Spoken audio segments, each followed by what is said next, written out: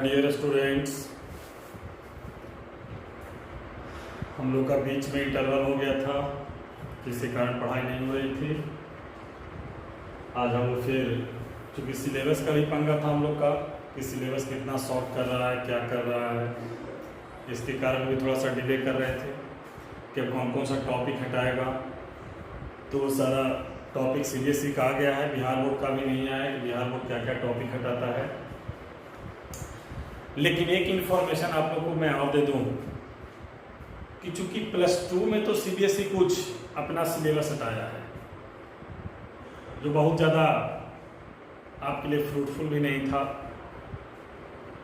लेकिन जो बच्चे 21 में आईआईटी का एग्ज़ाम देंगे या जो बच्चा नीट का एग्ज़ाम देगा, मेडिकल का एग्ज़ाम देगा, उसका भी क्लैरिफिकेशन नहीं हुआ है कि क्या उसमें भी हमको टॉपिक को रिड्यूस करेगा, टॉपिक को मिनिमाइज करेगा। ये फाइनली अभी हमारा आया नहीं है। तो जिस बच्चे को नीट देना है, आईआईटी देना है, तो उसको तो सारा सिलेबस पढ़ना पड़ेगा।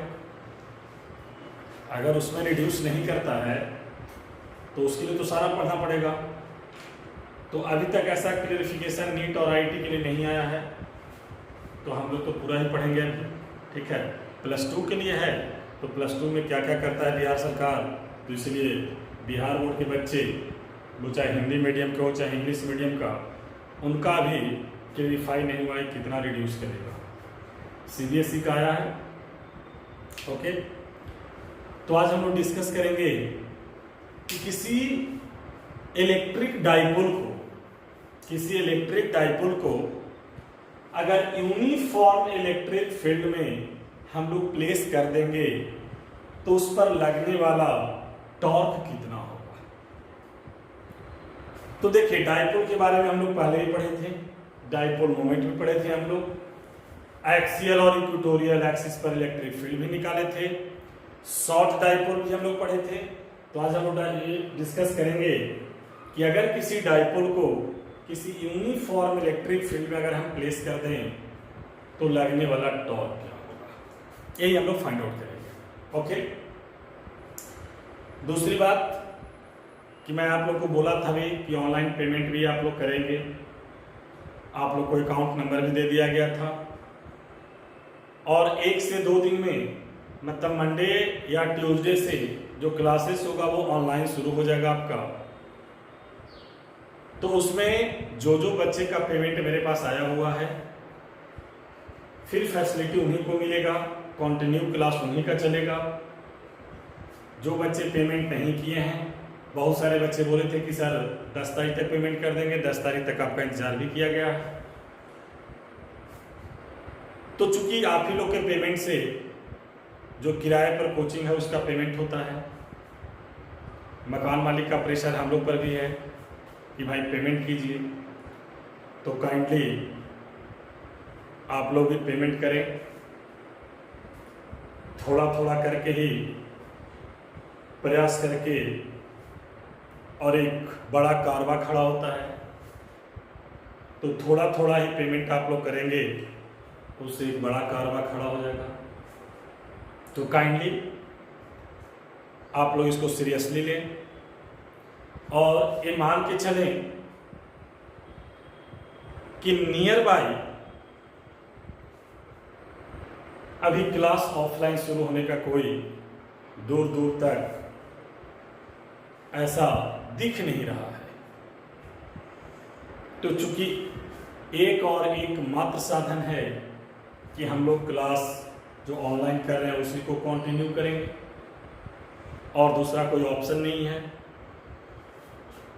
पर डे देख रहे हैं कोरोना बढ़ते जा रहा है, कोरोना के मरीज बढ़ते जा रहे हैं, घर से निकलना मुश्किल हो गया है। तो इसमें यही आकलन लगाया जा रहा है कि लगता नहीं है कि हम लोग का क्लास अभी 2020 में ओपन होगा, इसलिए आदत डालना पड़ेगा आपको। एग्ज़ाम भी अपने समय से होगा, क्योंकि एग्ज़ाम भी बहुत ज़्यादा डिले नहीं करेगा, क्योंकि डिले करने का मतलब होता है कि हर साल सेशन लेट होगा, और डिले भी अगर करेगा तो एक आध महीना अगर कर दे, फरवरी के बदले मार्च में एग्जाम ले ले, तो क्या बेनिफिट होगा? बहुत ज़्यादा एक महीना में बेनिफिट नहीं होगा। तो अगर हम इसके भरोसे रह जाएं कि क्लास खुलेगा तो क्लास करेंगे, तो हमको लगता है कि ये सोच आपका गलत है। क्योंकि हम लोग भी एनालिसिस कर रहे थे कि नहीं चलो अगस्त में खुल जाएगा, लेकिन लगता नहीं है कि जो स्थिति है उसमें अगस्त में खुलेगा।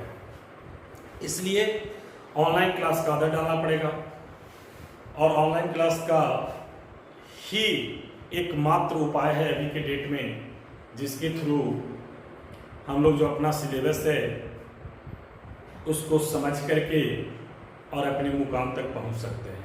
क्योंकि देखिए नीट का भी एग्ज़ाम था, आईआईटी का एग्ज़ाम था, पहले जुलाई किया, जुलाई से एक्सटेंड अगस्त किया, अब सितंबर हो गया। अब सितंबर में भी एग्ज़ाम होगा या नहीं होगा, ये सर्टेनिटी के साथ नहीं कहा जा सकता है। हो भी सकता है, नहीं भी हो सकता है। क्या सिचुएशन रहता है, देश की क्या हालात रहती है, किस कंडीशन में हम लोग हैं, उस कंडीशन पर डिपेंड करेगा कि एग्जामिनेशन कब होगा कब नहीं होगा। इसलिए ऑनलाइन क्लास का ही आदत डालना पड़ेगा। इसके अलावा कोई विकल्प नहीं है। दूर दूर तक आप लोग जहाँ भी हैं सुरक्षित रहिए, घर से मत निकलिए, बहुत नेसेसरी हो तभी घर से बाहर जाएं, अन्यथा इंजॉय करने के व्यू से मार्केट में ना जाएं। ओके, और मौका हमें पढ़िए, खूब मेहनत कीजिए, दिन रात एक कर दीजिए। घर में रहना, 24 घंटा घर में रह रहे हैं, इसलिए अपने भी सुरक्षित रहिए और लोगों को भी सुरक्षित रखिए। तो इसी के साथ हम कंटिन्यू करते हैं, और हम लोग हम भी इसी इंतजार में थे कि सिलेबस को शॉर्ट करेगा, क्लास खुलेगा। थोड़ा सा हम भी ढीला ढाला हो गए, मटिया दिए, लेकिन अब लग रहा है कि मटियाने से काम नहीं चलेगा। ओके, और आपका भविष्य है, और ये मौका ऐसा नहीं है कि 21 में एग्जाम ना हो के 22 में होगा, ऐसी बात नहीं है। 21 में होगा ही, थोड़ा बहुत इधर उधर हो सकता है, तो इसीलिए हम अपना सिलेबस कंटिन्यू करें, समय से ख़त्म कर देंगे। समय से कोई भी काम हो जाता है तो निश्चिंत रहेंगे। जब एग्जाम में जब हमारा सिलेबस खत्म हो रहेगा, रिवाइज कर लेंगे, रिवीजन कर लेंगे, तो जब एग्जाम ले हम लोग तैयार रहेंगे उसके लिए। तो आज हम लोग डिस्कस करते हैं कि किसी डाइपोल को यूनिफॉर्म इलेक्ट्रिक फील्ड में प्लेस करेंगे तो लगने वाला टॉर्क कितना होगा। तो हम लोग हेडिंग दे रहे हैं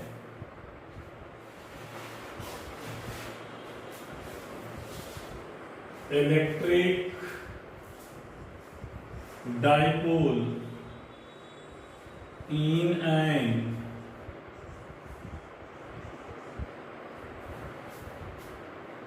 an uniform electric dipole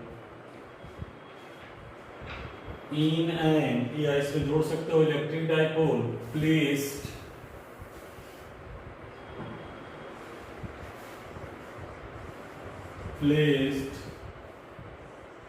in an external uniform electric field, या इसी को हम लोग कहते हैं torque acting on an electric dipole in uniform electric field.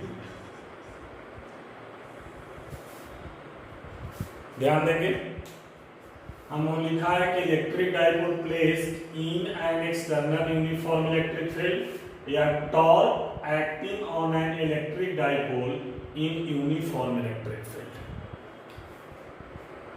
अगर किसी डाइपोल को एक्सटर्नल इलेक्ट्रिक फील्ड में या सिंपली कह सकते हैं कि इलेक्ट्रिक फील्ड में प्लेस करेंगे तो उस पर कितना फोर्स लगेगा, कितना टॉर्क लगेगा, या उसी को लिखा हूं torque acting on an electric dipole in uniform electric field, in uniform electric field. तो हम लोग को यहां फाइंड आउट करना है किसी डाइपोल को हम लोग प्लेस करते हैं यूनिफॉर्म इलेक्ट्रिक फील्ड में। तो ध्यान देंगे यहां पर हम लोग पहले क्या करें कि यूनिफॉर्म इलेक्ट्रिक फील्ड बना दें। क्या करें? यूनिफॉर्म इलेक्ट्रिक फील्ड बना दें।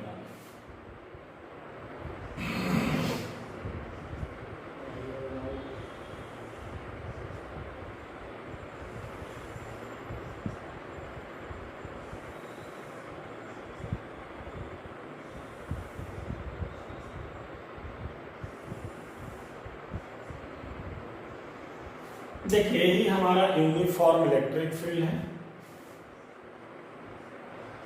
और यूनिफॉर्म इलेक्ट्रिक फील्ड का मतलब समझते हैं कि हर पॉइंट पर, अलग अलग पॉइंट पर भी इलेक्ट्रिक फील्ड का स्ट्रेंथ अगर सेम होगा तो ऐसे फील्ड को हम लोग कहते हैं यूनिफॉर्म इलेक्ट्रिक फील्ड। तो कहता है कि इस यूनिफॉर्म इलेक्ट्रिक फील्ड में किसी डाइपोल को प्लेस कर दो।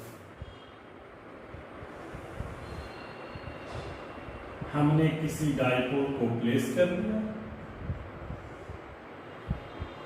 ए minus Q, A plus Q, point A, point B. अब देखिए इक्वल एंड अपोजिट चार्ज, और इक्वल एंड अपोजिट चार्ज को क्या कहते हैं? डाइपोल कहते हैं। मान लो कि ये डाइपोल इस इलेक्ट्रिक फील्ड के साथ थीटा एंगल बनाता है। कितना एंगल पर इलेक्ट्रिक डाइपोल? तो electric dipole electric field line से थीटा एंगल पर है। वो थीटा कुछ भी हो सकता है।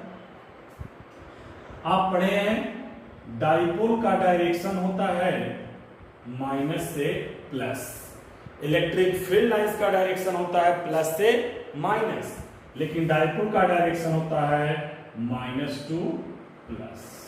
ओके, अब ध्यान दो, इस डाइपोल का लेंथ हमको पता है,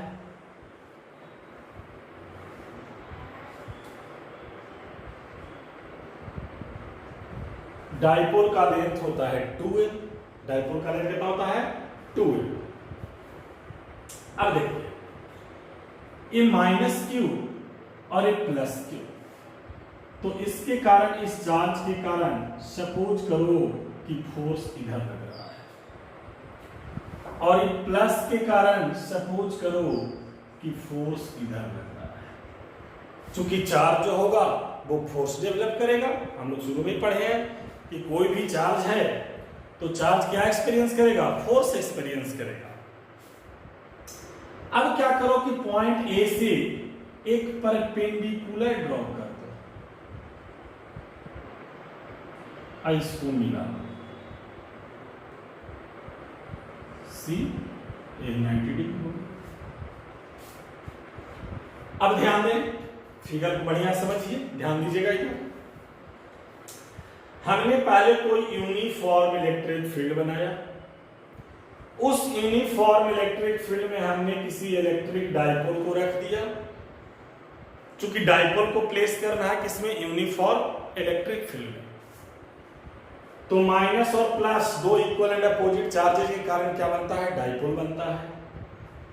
जो इलेक्ट्रिक डाइपोल है इस इलेक्ट्रिक फील्ड से कितना एंगल पर है? थीटा एंगल पर। कितना एंगल पर माने हैं? थीटा एंगल पर। डाइपोल का डायरेक्शन होता है माइनस टू प्लस, देखिए माइनस से प्लस क्यू डायरेक्शन में दिखा दिया हूं। डाइपोल का लेंथ होता है 2l। कितना होता है? 2l।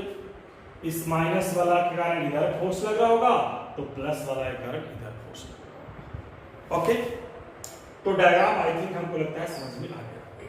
क्लियर? तब यहां पर लिखेंगे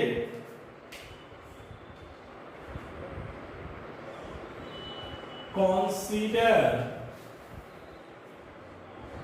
an electric dipole consider an electric dipole is placed in an uniform external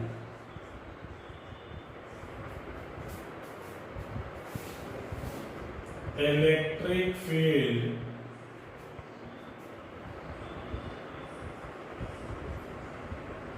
having charges plus Q and minus Q. Okay, having charges plus Q and minus Q.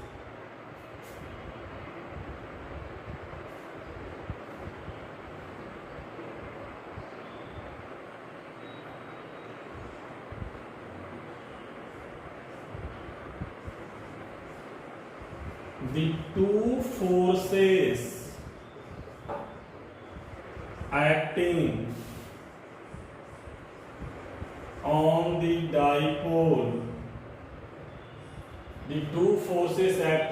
dipole, each plus F and minus F due to the charges plus Q and minus Q respectively. ध्यान दोगे बेटा, दो charge है plus and minus, तो इस minus के कारण भी फोर्स डेवलप करेगा, इस प्लस के कारण भी फोर्स डेवलप करेगा। तो मैं लिखा हूं the two forces acting on the dipole is plus F and minus F due to the charges plus Q and minus Q respectively.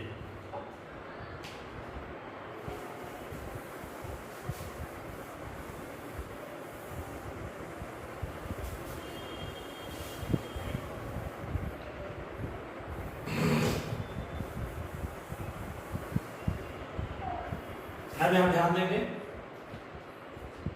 कि इस डाइपोल पर लगने वाला नेट फोर्स निकाल लेते हैं हम लोग।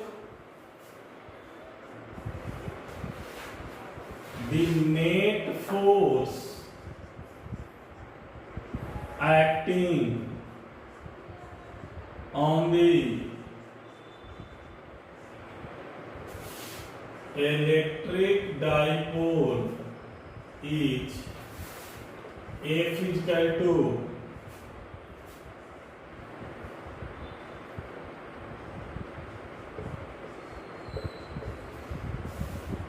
F is equal to F plus minus minus F 0। तो लगने वाला आप देख सकते हैं कि लगने वाला नेट फोर्स इस डाइपोल पर क्या मिला? 0। काहे? चूंकि दोनों फोर्सेस का मैग्नीट्यूड इक्वल है, डायरेक्शन अपोजिट, तो इस डाइपोल पर लगने वाला नेट फोर्स कितना हो जाएगा? 0 हो जाएगा। चूंकि जितना फोर्स इधर लगा रहा है उतना ही फोर्स कहां लगा रहा है? इधर लगा रहा है। दोनों का मैग्नीट्यूड इक्वल, डायरेक्शन अपोजिट, तो नेट फोर्स डाइपोल पर कितना लगेगा? 0। अब ध्यान दीजिए, यही नेट फोर्स जो दो को फोर्स डेवलप किया प्लस एफ और माइनस एफ के कारण, तो दो जैसे ही होता तो उसको कहते हैं couple.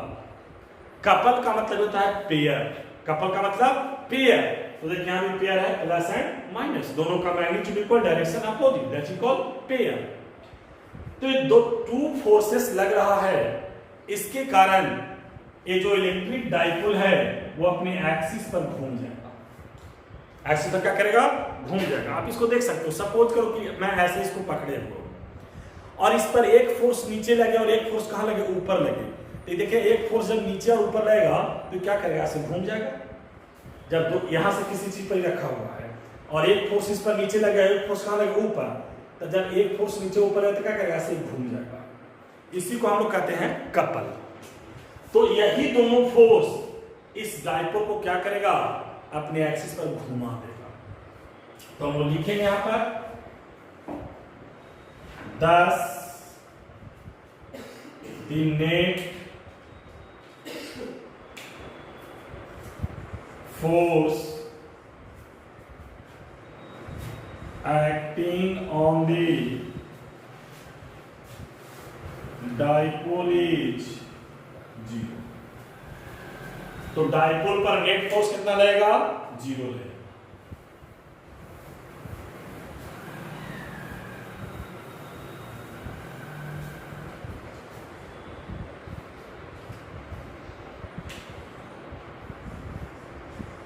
These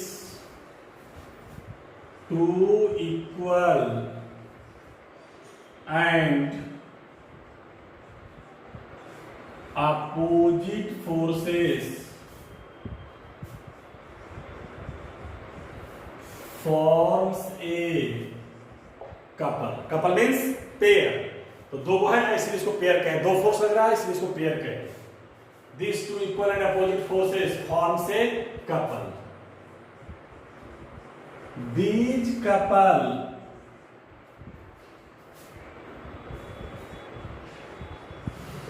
tends to rotate the dipole in the direction of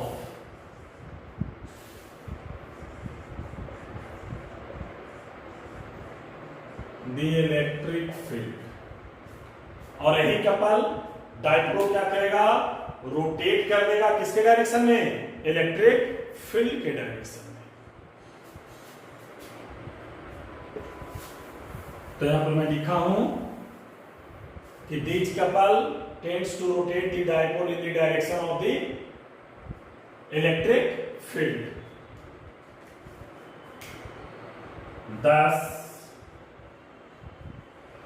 the torque, यही टॉर्क निकाला था ना हम लोग को, torque acting on the dipole. Torque को डिनोट करते हैं टाउ से। किसे डिनोट करते हैं? टाउ से।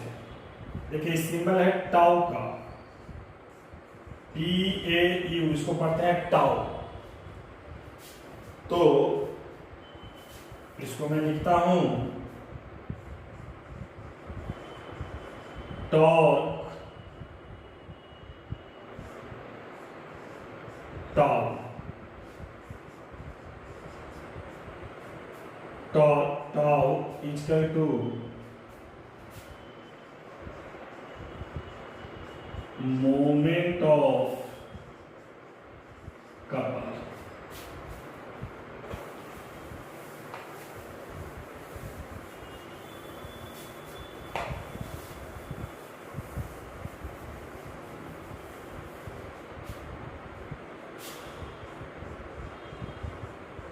तो torque tau equal to moment of couple equal to magnitude of either force गुने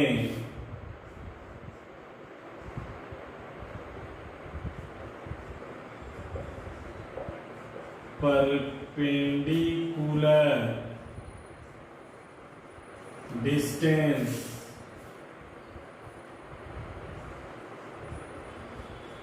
between two forces। ध्यान देंगे, टॉर्क बराबर क्या होता है? Moment of couple. और मोमेंट ऑफ कपल का मतलब क्या हो गया? Magnitude of either force into perpendicular distance. तो हम 11th क्लास में पढ़े थे, टॉर्क बराबर होता है किसी दो में से एक का फोर्स का मैग्नीट्यूड ले लो और दोनों फिर फोर्स के बीच का परपेंडिकुलर डिस्टेंस। तो देखिए परपेंडिकुलर डिस्टेंस सही ना, इसलिए दोनों फोर्स के बीच का क्या ही वाला परपेंडिकुलर है? नहीं, एक फोर्स यहां और एक फोर्स यहां, दोनों के बीच के परपेंडिकुलर डिस्टेंस मतलब कौन? AC। Perpendicular distance between two forces कौन? AC। तो क्या हो जाएगा टॉर्क बराबर मैग्नीट्यूड ऑफ आइदर फोर्स। तो मैग्नीट्यूड तो कभी निगेटिव होता नहीं है, ले लीजिए, इनटू परपेंडिकुलर डिस्टेंस कौन हो गया AC,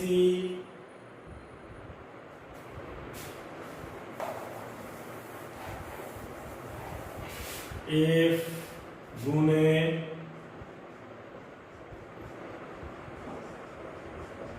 परपेंडिकुलर डिस्टेंस AC। तो अब हमारे सामने समस्या है, पढ़े थे हम लोग, F बराबर क्या होता है QE, तो टॉर्क बराबर हो जाएगा QE इंटू AC। अब ध्यान रहा बोर्ड पर कि हम लोग AC कैसे फाइंड आउट करेंगे।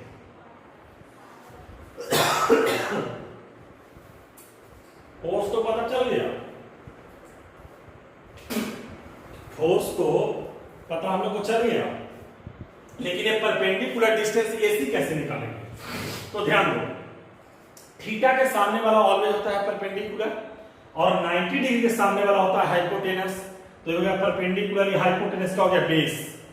तो देखिए हमको निकालना है AC और हाइपोटेनस दिया हुआ है, तो परपेंडिकुलर और हाइपोटेनस के लिए रिलेशन कौन सा, साइन थीटा। तो ट्रायंगल किसमें, ACB में, ABC में। तो sine theta equal to AC और बटा में कितना AB।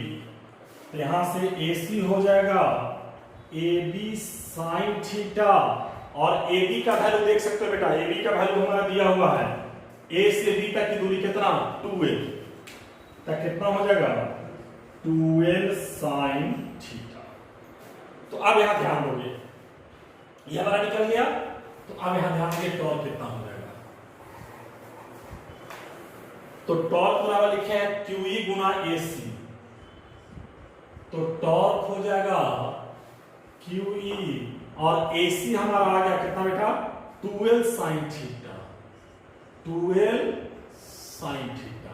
अब यहां से Q हटा लो और यहां से 2L हटा लो। देखो डायपोल केस में आ गया ना, तो देखो Q इंटू 2L को हम लोग कहते हैं P, डायपोल मोमेंट,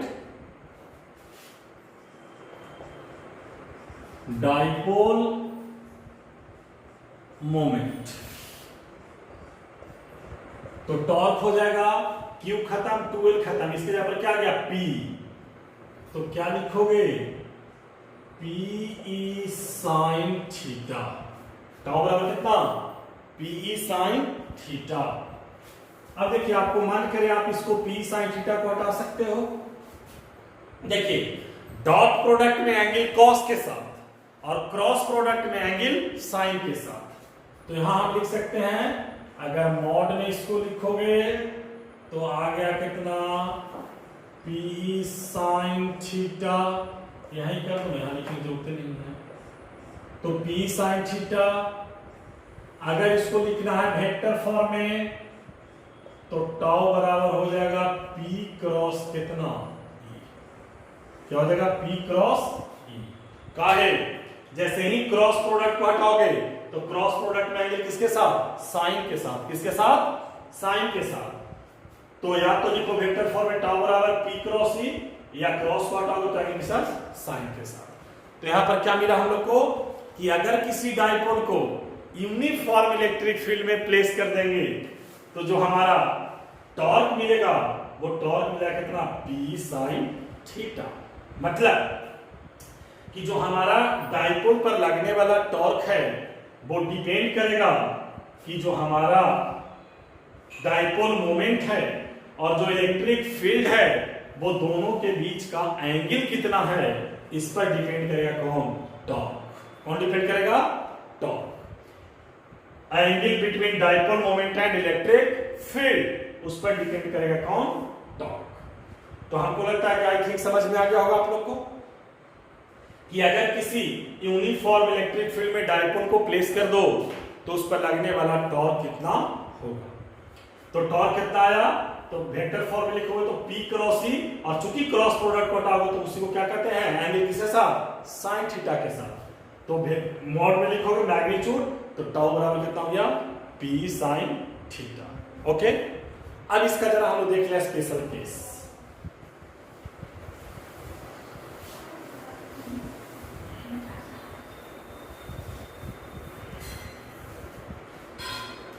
तो हमारा फॉर्मूला क्या मिला, tau is equal to p sine theta, ये फॉर्मूला मिला।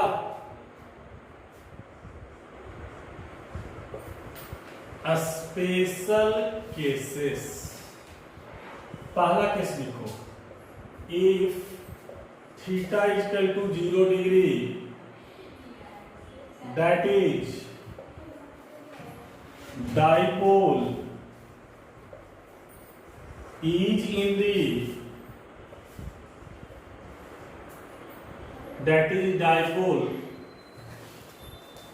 dipole is parallel in the direction of electric field। Okay, तो देख लो, तो टाउ बराबर हम लोग लिखे हैं कितना, P साइन थीटा, और थीटा कितना है 0 डिग्री, तो टाउ बराबर आ गया P साइन 0 डिग्री, तो साइन 0 का वैल्यू 0, P गुने कितना 0। तो देखिए अगर डाइपोल इलेक्ट्रिक फील्ड के क्या होगा, पैरेलल होगा, तो उस डाइपोल पर लगने वाला टॉर्क क्या होगा, 0 होगा। देखिए प्रैक्टिकली आप देख सकते हैं, जो दरवाजा हम लोग खोलते हैं तो दरवाजा पर जो हम लोग फोर्स लगाते हैं उसको टॉर्क कहते हैं। जैसे से देखो, इस हिंज से कसा हुआ है दरवाजा, और ऐसे नहीं खोलोगे, चाहे इधर खोलोगे चाहे इधर खोलोगे, तो जब ऐसे फोर्स लगाए थे, फोर्स हो गया, और देखिए जहां पर कसा हुआ है तो वहां से यहां तक का दूरी और ये फोर्स, तब फोर्स और ये परपेंडिकुलर सेपरेशन हो गया। तो देखिए यहां से यहां तक का दूरी और ये फोर्स दोनों परपेंडिकुलर हो गया, तब फोर्स गुने परपेंडिकुलर सेपरेशन, उसी को कहते हैं टॉर्क। तो दरवाजा को ऐसे खोलते हो कि दरवाजा को ऐसे पैरेलल खोलेंगे तो खुलेगा, इधर ऐसे टंगा हुआ, इधर हम फोर्स लगा खुलेगा, दरवाजा नहीं खुलेगा। तो लगने वाला टॉर्क क्या हो जाएगा, 0, और जब टॉर्क 0 दरवाजा नहीं खुलेगा। दूसरा केस, अगर थीटा कितना हो, 90 डिग्री, 90 डिग्री का मतलब हो गया कि force dipole, that is dipole is perpendicular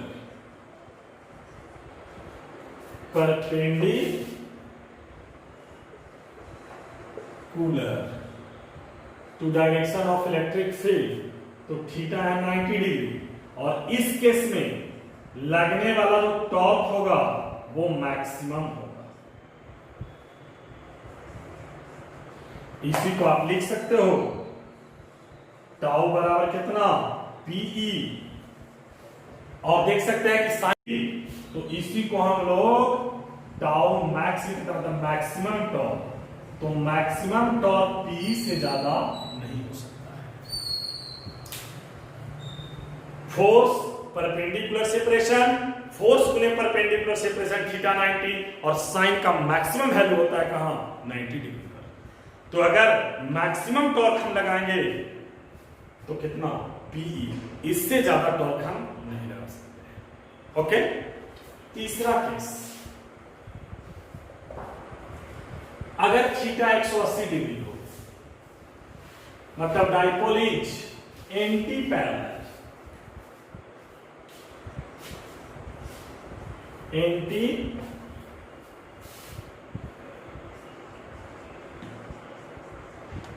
parallel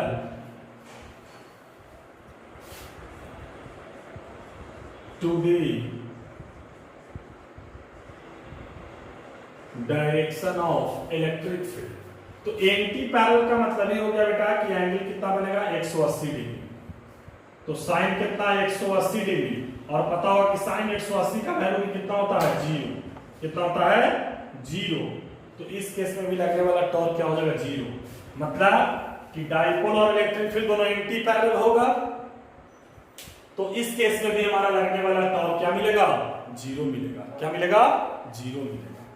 अब देखिए स्टैंडर्ड केस में बता दिए, मान लिया आपको दे दिया 30 डिग्री, तो sin 30 का वैल्यू बताओ तो 1/2, तो आप है तो 1/2, तो p बाई कितना हो जाएगा? 2 हो जाएगा। आप 45 डिग्री तो 1/√2, तो p बाई कितना हो जाएगा? √2 हो जाएगा। जो वैल्यू दे हमें 60 डिग्री √3/2, तो कितना हो जाएगा? p √3 बाई कितना हो जाएगा? 2 हो जाएगा। तो जो हमको वैल्यू दे हम वहां से फाइंड आउट कर लेंगे। तो हम लोग किसी डाइपोल को यूनिफॉर्म इलेक्ट्रिक फील्ड में रख के देख लिए, तो उस पर लगने वाला टॉर्क कितना होगा ये हम लोग फाइंड आउट कर लेंगे। ओके, अब हम लोग देखेंगे कि नॉन यूनिफॉर्म होगा तो क्या होगा, तो इसका वीडियो नेक्स्ट क्लास में देखेंगे। और एक इंपॉर्टेंट आपको मैं बता दे रहा हूं कि मंडे या ट्यूसडे से ऑनलाइन क्लास होगा जूम ऐप पर, ठीक है। और जूम ऐप पर जो क्लास होगा तो वो सारे बच्चों से मैं फीडबैक ले लूंगा कि कैसे कैसे टाइमिंग है, और नहीं तो फिर जो मेरा जहानाबाद का जो बैच का टाइम था 9 से 10, 10 से 11 उसी टाइम में होगा। तो इस वीडियो के बाद कल आप लोग सारे बच्चे लोग अपना टाइम टेबल सबको हम बता देंगे कितना बजे ऑनलाइन क्लास होगा, ठीक है। क्लास रेगुलर होगा, ऑनलाइन जो होगा क्लास होगा। ओके, तो क्लास उन्हीं बच्चा का होगा जो अब आपके पास सैटरडे और संडे 2 दिन बचा हुआ है, ठीक है। और मैं बार बार इसको रिमाइंड आपको नहीं करवाऊं, क्योंकि बार बार रिमाइंड करवाने में हमको ही बुरा लगता है, ठीक है, कि सर बार बार पैसे के लिए बोल रहे हैं, ठीक है। लेकिन क्या करें, मजबूरी है, कुछ न चाहते भर भी बोलना पड़ रहा है। तो मंडे से क्लास केवल और केवल उन्हीं बच्चा को चलेगा, गर्ल्स हो बॉयज हो, जिनका पेमेंट आ जाएगा। ओके, तो काइंडली ये मेरा सजेशन समझिए, रिक्वेस्ट समझिए, एडवाइस समझिए, जो समझना आपको समझिए, ठीक है ना। और समझ करके काम करना है। तो मंडे या ट्यूसडे से क्लास चलेगा, वो ऑनलाइन क्लास चलेगा, और ऑनलाइन क्लास की फैसिलिटी उन्हीं बच्चों को मिलेगा जिनका पेमेंट मिलेगा। Okay, thank you very much.